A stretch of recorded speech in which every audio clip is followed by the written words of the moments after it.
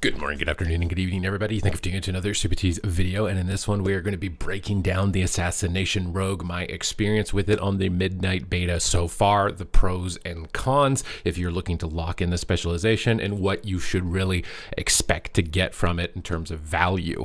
Now, also, if you want to make sure you stay up to date with news related to World of Warcraft, educational and entertaining content, then make sure to smash that subscribe button. Your support is greatly appreciated. So the Assassination Rogue moving into midnight is seeing some significant change as far as its rotation and expectations for its overall damage. The first major change that has to be discussed is Crimson Tempest, as opposed to a spender, is now a builder. So it's going to cost 60 energy, and it's going to slash all targets and spread your bleeds. So your typical opener remains very similar, where you open with Garrote, which has now been enhanced. You can see on the tooltip to give you this little glowing version of Garrote, and that means you've got a powerful version of that on the target, and you don't want to replace it. So nice little visual update to the baseline UI. We'll start with Garrote. We'll use an ambush to get combo points to get Rupture up, and then we'll go back to spamming ambush before we go back into our Envenom rotation. And then when we come out here, you'll see that we're going to be able to use Crimson Tempest to spread these bleeds to these additional targets.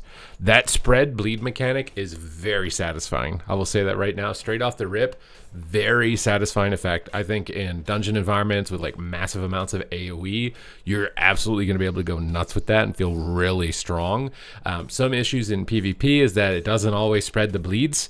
And its radius is pretty tight. So, unlike in PvE where you can hold targets and guarantee them with a tank that they're going to be in proximity, in PvP, not so much. So it's pretty unreliable, and it's also heavy energy cost in PvP. So you're going to want to pick and use this wisely. I think against classes with pets, or if there is like a bunch of people, balled up together, that mechanic is still going to feel really strong with it. And it is still kind of this multi-bleed specialization that you're going to expect. You spread bleeds on multiple targets. You still have Death Mark, which amplifies all of your bleeds onto the target. We still have things like King's Bane to give ourselves some poison amplification and give ourselves a lot of single target burst as well. So a very satisfying experience, I think, especially when it comes to PvE. Where I've encountered some issues with it is that once combat goes on for some time, like you can see right now, you will eventually hit a point where you just get like completely energy starved, and then that whole engine that we were just talking about kind of shuts off, like right here.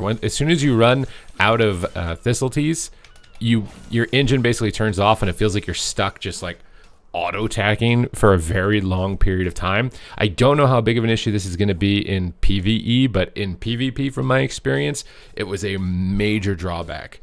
You felt decently powerful at the start of engagements when you had the Thistletease, when you had cooldowns and you were ramping in and getting bleeds going on things. You feel like you can do a pretty substantial amount of damage since the most recent buffs.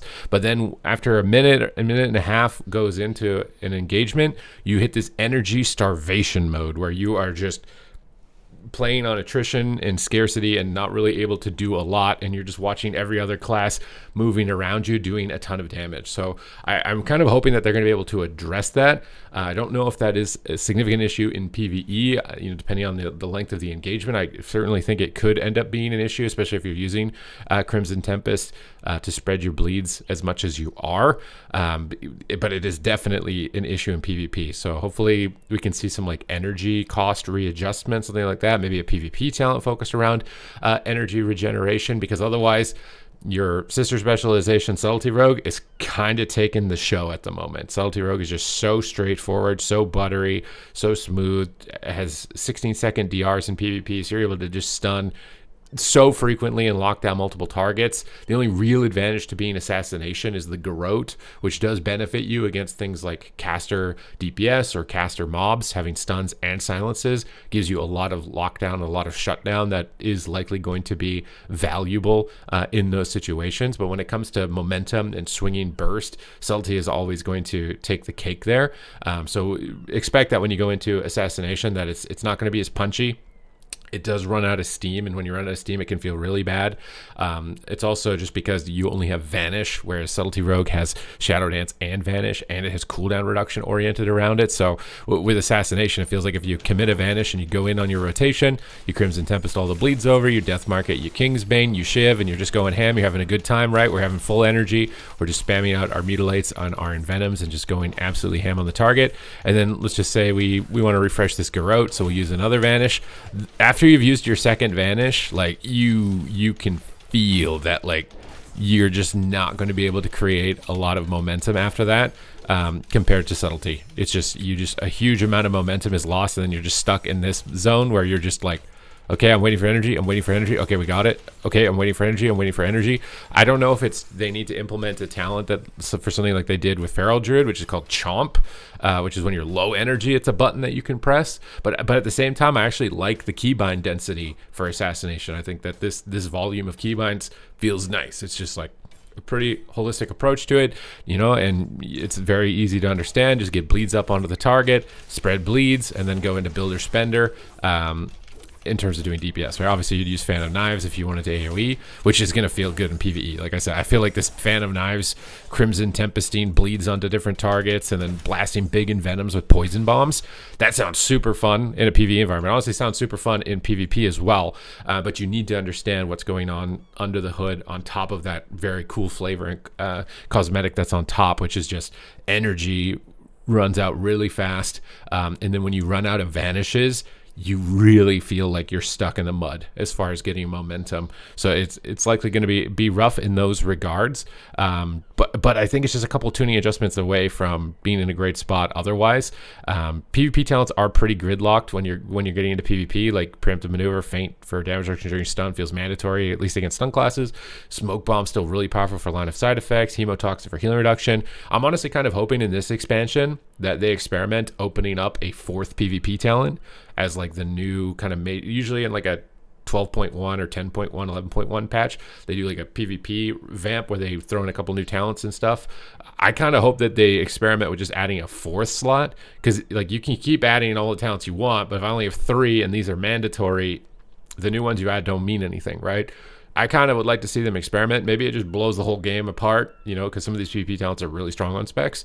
But opening up 4th PvP talents to give more options as far as gameplay, I think could be a really good one, especially for Assassination, because it really feels gridlocked into just, you got to take some of these. A lot of the other mechanics are kind of dated as well, like Creeping Venom and System Shock. Just so many classes have ways to remove a snare every 20 seconds that these effects don't feel as impactful as they used to when they were iterated. I think like back in Legion, like that's how old some of these talents are. Like they are really old. Like Rogue is just not, like Rogue needs a touch up really badly, because I think the core fantasy of it, the flavor of it, really nice. Chef's Kiss gonna perform. It looks like it's performing really well in PvE at the moment. I think you're gonna get outshined by subtlety in most situations, except potentially against things like Demonology Warlock. That is one situation where subtlety is inferior. So you, depending on where the meta swings, maybe you'll see more of it. But its durability and mobility are also hindrances at the moment in PvP, and that energy starvation is going to be felt really negatively. So depending on what type of content you want to do, I do think it's like you could play this. You could definitely play this, but in a ladder standpoint, for like every 100 subtlety rogues above 2400, I think there would be like 10 assassinations. It might be like 10 to 1, and it's mostly just because of how committed your cooldowns are. Like when you press Kingsbane, that target is the thing you have to hit. Deathmark, that is the target that you have to hit. Whereas with Subtlety Rogue, when you Shadow Dance, oh, did the target just die? I can switch immediately. Or did the target use some sort of cooldown or damage mitigation? Then I can just switch targets and I'm not committed. That is a massive advantage that Subtlety has. Whereas Assassination has a lot of ramp, a lot of commitment, with not really like the positive trade-off for that type of commitment that you would expect, right? So for me, Assassination needs to do significantly more damage than Subtlety for all these drawbacks that it currently has: the commitment to the target, the energy starvation a little bit later into matches, lower defensives, lower mobility, just lower fluidity after you get going for a while in an engagement. Is that it needs its like base abilities to be doing way more damage, which it has been pumped up a bit. It's doing a lot better than it was in earlier stages of the beta, but I think it's likely going to need more, and we're gonna have to wait and see what comes as far as additional tuning into the future. But that's my take on it right now. It's kind of tread with caution. If you're an Assa Rogue main, I think you'll be able to make it work, but you'll probably have in the back of your mind, like, I wish I was a Salty Rogue, at least in PvP. But in PvE, it looks like it's doing phenomenally at the moment in PvE. So that's just my general breakdown, my thoughts, giving you guys the advantages, the pros, the warnings as well before you walk into this, so that you're making the right decision for yourself. Thank you guys very much for watching the video, and I will see you in the next one.